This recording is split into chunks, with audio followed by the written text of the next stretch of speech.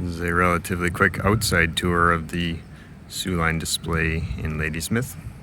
Several Barney and Smith passenger cars in the Soo Line FP7 number 500, now under a large and really nice canopy. So I'll just do a walk by here of the cars that are still here.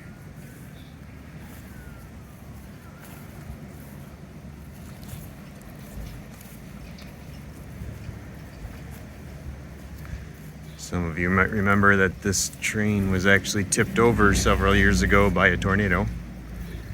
As you can tell, it's in pretty good shape. Dedicated workers in the area are constantly improving this display. It looks really good.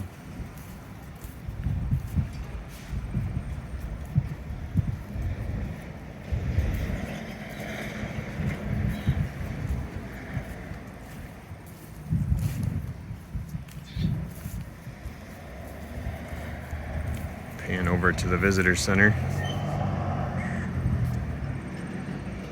You can almost see the depot with the Soo caboose and the sawtooth wood car. And back over to the train, we see Soo number 500A, FP7. The P is for passenger.